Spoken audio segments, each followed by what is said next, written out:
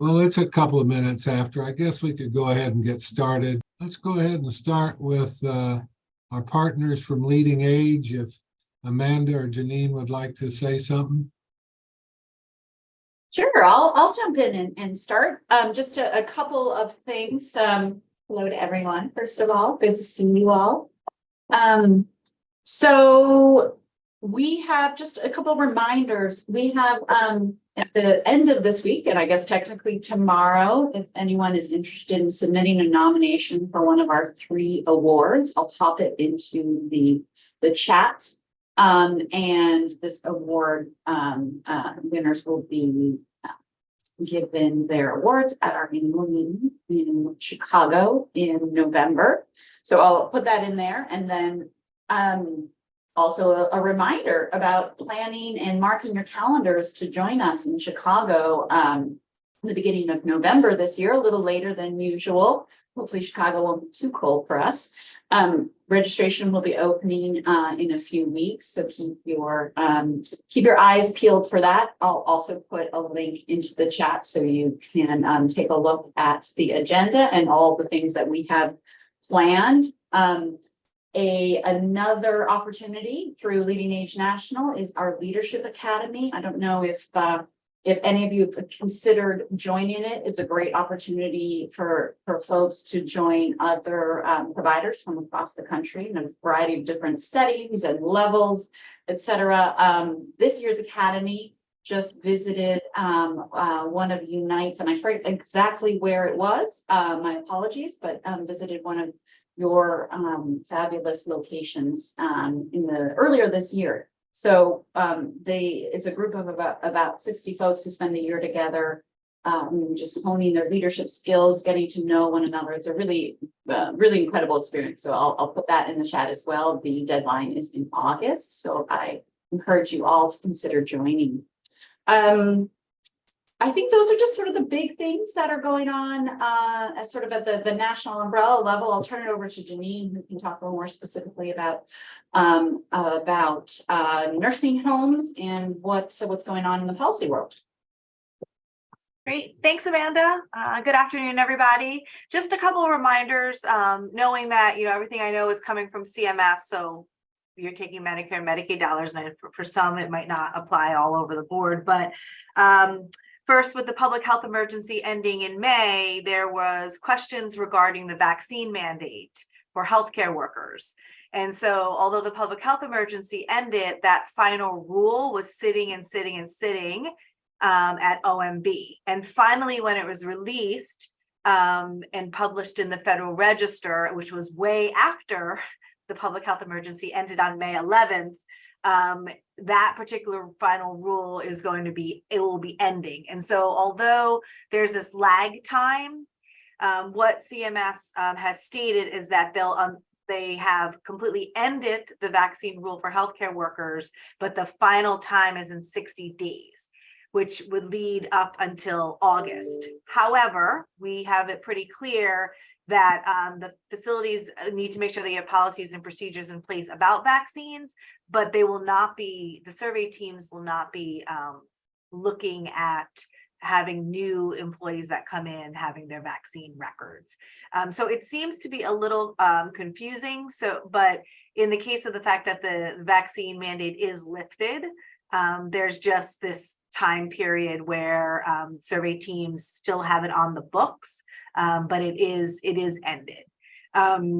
The other part that I do want to talk about is MDS, the minimum data set. So I know, again, a little bit in the weeds, but with the changes that come in the fall, with the changes through Section G and Section GG, we have been working with our partners here at Leading Age to make sure that we have toolkits. And I know when we were at our annual meeting, Jody and I were able to really go through the member-only toolkits that we have for current infection control and quality improvement and compliance and ethics and staffing and training and medications. Well, we're looking at the same type of toolkit for MDS because there's a lot of changes. I know it affects clinical care, it affects your interdisciplinary teams. And so with that toolkit will come out this summer. And we already have on the books, but registration is not open, but a webinar that'll be on July 20th. And that's at 2 p.m. Eastern, and that'll be through our Learning Hub. So trying to make sure that we have a lot of the operations pieces done for our members, and that we have not just the toolkit that can be downloaded as a member, but then having a webinar that will be recorded also, and it will be on our Learning Hub, but it will be live on July 20th. So those are kind of the areas that I just wanted to touch on. And, please feel free to make sure that you can join in our monthly nursing home member network that Jody hosts. And I know she also comes to this meeting. She's off at our Leadership Academy today, which is very exciting. But she hosts the nursing home member network on the last Tuesday of the month at 2 p.m. Eastern. That is open to all members. And she really goes into detail about what's going on, not just with regulations and survey, but she talks a little bit about advocacy, which I know we also talked about during our annual meeting in Denver, and what's going on the Hill. Staffing mandate. I know that that's, part of a big question on where is that proposed rule is still at OMB. We checked this morning. So as of today, there is not a proposed staffing mandate that has hit anywhere. When it does come off OMB and it sits in the ether for a couple days before it becomes published in the Federal Register, it will be a proposed rule, which means you will not need to be compliant with that rule at that time.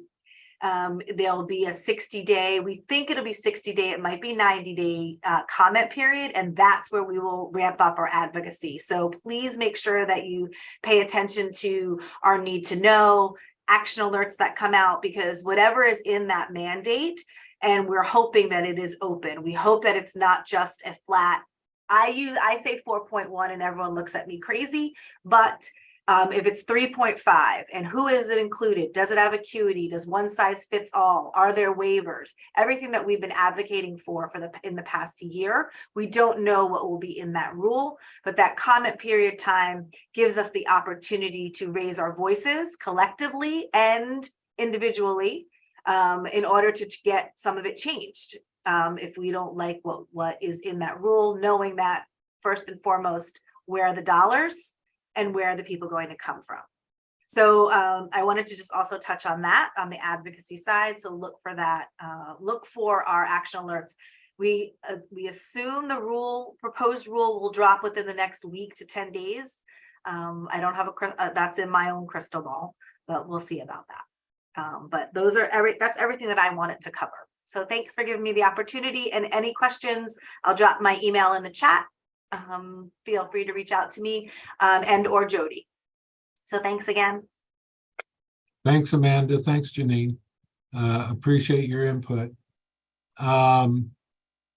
So KAI brought up a good point that we're going to have our webinar in July, and that we need to get cracking on putting something together. Travis suggested that we take a look at the Build Back Better program and see what might be available in there and what monies we might be able to attach to our facilities. And so we're going to get together next week. There's a webinar coming up, and we'll take a look at that, and then we'll probably circle the troops the last week of June, so we can start getting ready for whatever that webinar is going to look like come mid-July. So I think that's a good point, and I think that's probably a good thing that we can look at and try to address. So excited about that. Christina, did you have anything else you wanted to add for KAI? I just wanted to mention that content for the July issue of your newsletter, Collaborating Times, will be due Wednesday, the 28th. So, I think I got some nice photos and captions for the last few issues. So please keep sending those in. Every little bit helps. And like you mentioned, we have an LTSS webinar on the 28th. Folks from Pacific Institute for Research and Education will be doing part 3 of their 3-part series on the Seasons of Care guide for elders that they did. And we do have an LTSS newsletter coming out. I believe we're shooting for the 23rd. So watch your inboxes for that. Okay, and when is our webinar due, Christina? Well, your webinar is July 26th. We would be looking to try and start promoting it in early July. So I know you said you're meeting toward the end of June. You may want to rethink and try and move things up by a week or so, just because I know with the 4th of July holiday, folks will probably be in and out. Yeah, we could probably get together the first part of that last week. We kind of want to watch that webinar that's coming out from CMS. There's also an archive of previous webinars if folks want to take a look at topics that have been done in previous years by your group. Okay. Appreciate that. I can try and drop that link into the chat. Okay, that'd be good. As I said, the LTSS, the TTAG organization, has not been meeting here for a little while, so I don't have anything to report on that. Grants, Joseph had mentioned Robert Wood Johnson was an area to explore, and I know Dr. B has a couple of ideas he's exploring too, so it's just a matter of time to find something that we can put our arms around and see if we can't get some money so we can get an executive director and help U.N.I.T.E move along. We don't have a treasurer's report for the membership, but I can tell you at the board meeting, we have about 16,000 in the account, and memberships are been paid and we're moving along there, so that's good. So go ahead. Ron, I had a question regarding our annual board meeting. Were we going to try and plan to gather in Chicago to coincide with Leading Ages conference again? Is that still the thought by the U.N.I.T.E board, that we're going to have our annual meeting in conjunction with attending Leading Age? Well, I think we probably should have put that on our director's agenda. I didn't think about it. My best guess is yes, but I think we probably need some direction from the board for that, Joseph. All right, why don't we put that on our for new business for next meeting? Yeah, and maybe I could send out an email suggesting something and see what the directors think. Yeah, November will come up fast, so again, don't want to be trying to make plans when we too late in the year. Yep, I agree. Joseph, do you want to just talk a little bit to the membership, probably the same people that were on the director's call, but about your outreach to the tribes? Oh yes, it's ongoing. Again, just finding old allies and new allies. We in last week, excuse me, the National Congress of American Indians was having their mid-year conference in the Mystic Lake facility up in Minnesota, and just found another ally.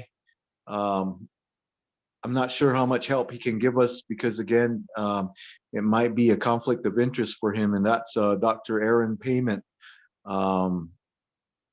from the Sault Ste. Marie tribe up in Michigan. And he because of his role that he has played, he has had at the National Congress, such as being the first vice chairman, first vice president. He was happy to hear that we were working on the initiative of having our tribal facilities and powwow grounds and other ceremonial areas be looked at for accessibility for our elders. Just again, building on the thought about the spiritual needs and the quality of life for tribal elders, not only living in the community, but for our elders that are living here at the nursing home, in our nursing homes, that they have those needs. And so Dr. Payment was happy to assist us in pushing our resolution through the National Congress and to be adopted. Again, that there's more work that definitely needs to be done. One resource that we found was the United States Access Board, and they just offered their expertise to the tribes, and we're hoping that some of the tribes will utilize those resources to improve, get recommendations for ADA planning for any new facilities, or updating their ceremonial grounds. So my pitch was, we're not trying to pave over or cement the whole area. We just, what our elders have their needs, mobility needs, or those with hearing and visual impairments have their needs also, and we want everybody to be able to participate. The other outreach I did was to one of the leaders here in New Mexico, governor of the Santa Clara Pueblo, Governor Chavarria, Michael Chavarria. He wants us to know, U.N.I.T.E, know that he's in our, he supports us. And if we have any type of messaging that we want to send to tribal leaders, he's more than willing to help us. So we can, and that means a lot, because again, we could, because of his position as a elected governor of the Pueblo, he can help us advance our thoughts and our ideas, or any, I guess, any planning, or again, as I said, ideas that we might have concerning tribal nursing homes. Again, I can't really speak on what the northern pueblos are planning. A little bird did kind of disclose that perhaps they are planning to build a nursing home in the northern part that is specific to the tribal members of the pueblos in that area. So and that's something probably we could, get some insight from the governor of the Pueblo.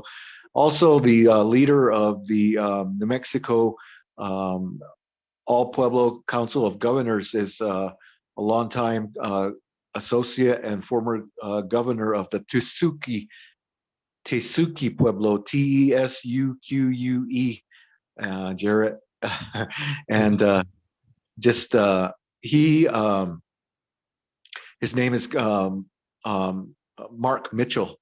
He's the chairman of the All Pueblo Council of Governors right now.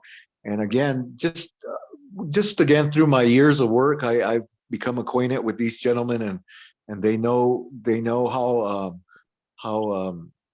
I endorse and I support creation of better services for our elders, and whether it's labeled LTSS or nursing homes or adult daycare. Again, they are open to ideas, and of course they will be probably one of the advocates to help Laguna Rainbow's efforts to get that enhanced Medicaid rate for all the tribes here in New Mexico.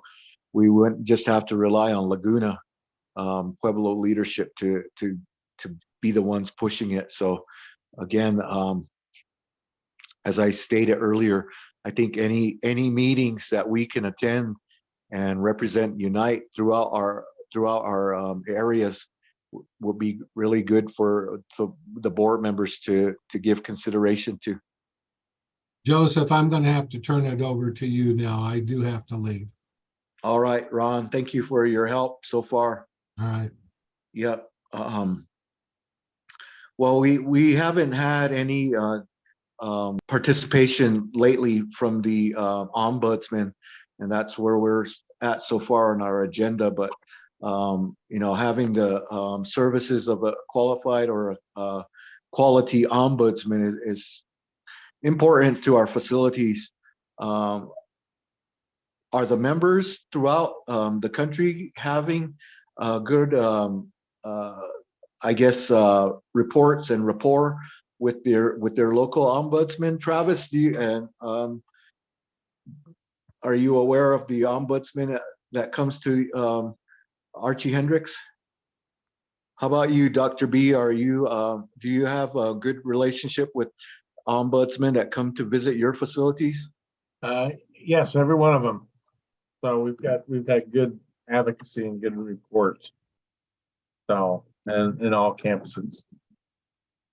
So whether it's Florida or Illinois or Tennessee, we've not had any issues at all. So they come and they support every month. Well, again, we want to be inclusive of their services. I know that here in New Mexico, we have not had a tribal specific ombudsman, and that's still the case, isn't it, Melissa? Yeah, we barely just got a new ombudsman. The state's broken up by regions, and that's how they assign for the specific nursing home ombudsman. But we have a new one that actually was a state surveyor up until a couple of weeks ago, and now she's an ombudsman. And has she visited Laguna Rainbow yet? She visited on her first week being an ombudsman. How about any of the other facilities? Tiffany, are you aware? Yeah, we actually have a new ombudsman. The previous one, we didn't hardly hear from, she didn't stop by, and then, I don't know if she resigned, retired, whatever, but this, new lady, she came in and she met us and gave us her, information to hang up on the board. And we did have to contact her a couple times. So yeah, we have a good relationship with the ombudsman. How about you, Travis? Joseph, thank you. Thank you for the opportunity. Did Rosie make it onto this call with us? I'll let her respond if you're there. I don't see her name. I have no comment. Okay, that's fine. But again, they serve their role here in our facilities, and we just need to make that resource available to the residents, and for their own comfort, I guess you could say that they do have a person that they could speak to on any issues that they might have in our facility. So again, just having a good working relationship with the ombudsman is always a good thing. Is there anyone that can report? Moving on, is there anyone that can report on the quality indicators? Well, not hearing anyone speak up. Again, that's an area that that we need to hear from representatives of the various QIOs. I know we still had our friend in Alaska on our mailing list, but I don't think she's attended in a couple meetings, but I could be wrong. That's Lisa Johnson. Moving on to new business. Again, I think those issues of whether U.N.I.T.E is going to host our annual meeting in conjunction with the Leading Age annual meeting in Chicago this year in November. That's something we need to start talking about and planning for, if we're going to have a poster session, or if we're going to be able to sponsor a table, or however we might be able to do our outreach there at Leading Age. I know that it's in the past it's been quite popular, and we can do our as best the job that we can do to create a presentation for that conference. Membership fees, I think the facilities are okay with what our fees are.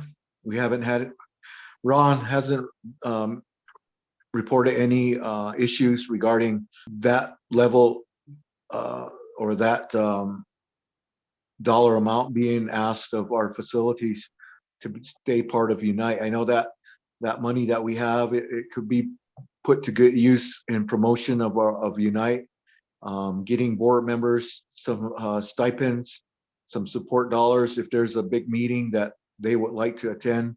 Again, don't be afraid to ask, because again, we need as much notoriety and publicity and time to be in front of tribal leaders. The excuse me, the website continues to be strong. I know that annually we should probably be looking at it as to what and how we could improve it. So if any members have any suggestions about our website and what we, and maybe some cutting edge technology that we're missing out on that we should have on our website, then again, don't be afraid to speak up. I know that we need to always be creative, and I don't know, again, and my thought has always been to recruit tribal leaders to come join us. To me, that's the key. If we could get some tribal leadership representation, to be active with our board, perhaps they can pull on their alliances that they've created in their areas to host regional meetings for U.N.I.T E. I know I would like to see us have some various meetings, and perhaps again, that's something we could branch off from our annual meeting, is to have, perhaps if we can convince some tribal leaders to do some fundraising for us for some unrestricted funds, so that we could start planning to have small regional meetings for the tribes in their areas. To me, that's good use of our dollars, our membership dollars, and at least start trying to be creative in that manner. I know that that's one of my thoughts, is to reach out to my Pueblo leaders here in New Mexico, is to really have a buy-in to U.N.I.T E. In the past, Laguna Rainbow has taken care of and welcomed one of the big leaders from the northern Pueblos. He was a resident here for a while, and he actually moved on here at the center. And I always thought that my Pueblo leadership, they just were not aware of what value the Laguna Rainbow Center holds, in the fact that we too here at the Rainbow, we care for elders from all parts of not only the country, but especially here in New Mexico. And I always felt that if my Pueblo leaders really received a good, well put together presentation, they would be willing to have fundraisers for us, such as, I know that it's real popular in a lot of states, and here in New Mexico we have some world class or world championship or at least national championship level golf courses and facilities that we could host get-togethers like that to do some fundraising for our group, for U.N.I.T E, so that we could continue on.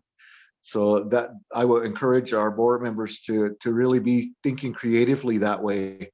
I know that our tribal leaders have concerns for their members who are in need, and again, we just need to make that plea, I guess you could say, to remind our tribal leaders that we're all related. The tribes have always had that pride factor, I guess you could say, in the fact that we want to take care of our tribal elders whether they're living here in New Mexico, no matter what tribe they're from, throughout the United States, and that's how we should think of our people, is that we're all related. So again, I appeal to you all to do that type of work. And we're down to the bottom. Again, I kind of dovetailed into outreach to tribes, but is there, thank you, Travis, for that update regarding the webinar that you're going to be participating in. But is there any other business that our membership wants us to be aware of that they brought to today's meeting? We'd like to hear from you. Well, that's fine. Again, just do the best you can. We have to think outside the box at times when it comes to us doing our outreach to tribes and to tribal leaders. So if you come across any meetings of tribal leaders that you feel we might board members could travel to and get on the agenda, at least for a short presentation to tribal leaders about what U.N.I.T.E does, I think that's a positive thing. In about a month, there's going to be a meeting up in Buffalo, New York area, at one of the tribal facilities there at Seneca, I believe. That's in conjunction, being coordinated with the National Congress of American Indians, and that's the Tribal Interior Budget Council hearing. Again, it encompasses so many of the areas that the Interior Department gets appropriations to manage dollars for, such as education, enterprises, because tribal elders make up so much of the population in their tribes and in our tribes. I always feel that having a presence, someone that's knowledgeable of U.N.I.T.'s mission and goals and values, it's a good thing. Again, when it's time for the public to speak up, if that's where we have to voice our concerns, and I guess you could say just make our presence known, as I said, at these meetings, that the needs of our tribal elders, and including nursing home residents and all our different facilities that we manage, those tribal leaders need to be considerate of those individuals and their planning, and not come back to us later and say, or well, where were you, when we should always be working 365 to make those needs known. And I know you guys are doing that. But again, I think one of these days when we do have that executive director, that is going to be the challenge, to always be at least in tune with those meetings that are happening throughout the nation, throughout Indian country, whether they're in Washington, D.C. or in the regional meetings. The needs of our elders, we know that the handful of tribal run nursing homes, they cannot address all those needs of over 500 tribes. And if we can at least advance our agenda, our curriculum with U.N.I.T.E and get more facilities that are all inclusive of the needs. Again, the small tribes, they cannot be building, they just don't have that capacity to build a nursing home on their land. But because of the kinship that we need to always remember the kinship that we have amongst the tribes, and at times it's tested. Here in New Mexico, we're testing that kinship right now with the divisions between the Navajo Nation and the Pueblos.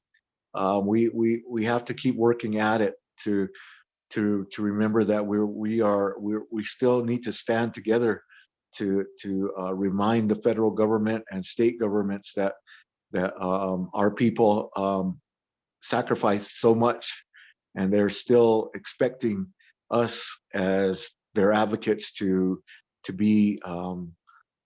always be fighting for more dollars for their quality of life. I think that's to me, that's my role And that's a responsibility I take wholeheartedly as a board member.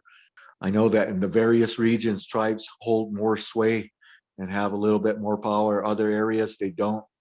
And I think, again, just that relationship building that we've created through U.N.I.T.E is a good thing, and we just need to keep building on it.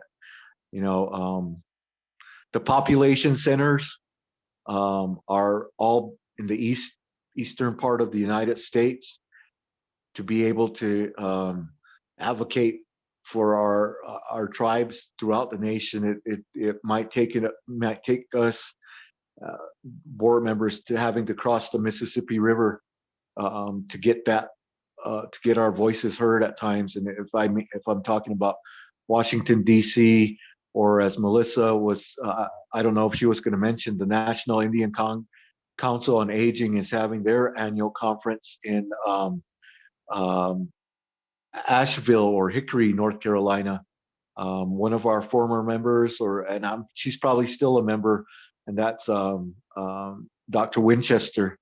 I think I'll be reaching out to her to see if she might be able to help us or meet with us if any of us get to go to the National Indian Council on Aging's annual conference coming up, I believe, in August. That's a good thing to keep Dr. Winchester updated as to what we might be planning. And then she could, again, assert herself. I know she has a great reputation in that part of the country, and that's something we could continue to rely on to help U.N.I.T.E advance our cause. So do you folks, does any other board members have any information about any tribal consultations that will be happening? Well, again, I think we just need to be on the lookout for those opportunities that take place every so often. And again, it's just imperative that we continue to try and be on those tribal leaders' radars, so that they can come when the time is, they can come back to us and call on us for our knowledge that we hold. So any closing comments? I don't have anything else at this time. Is there any closing comments from the members? I'm not sure why Ina and Tammy couldn't be here today. I was hoping we could hear something from Wyoming, but again, they probably might be. I'm sure they're busy. So I guess I'll close on that. I think our next meeting will be a board meeting next month, the third Thursday of the month.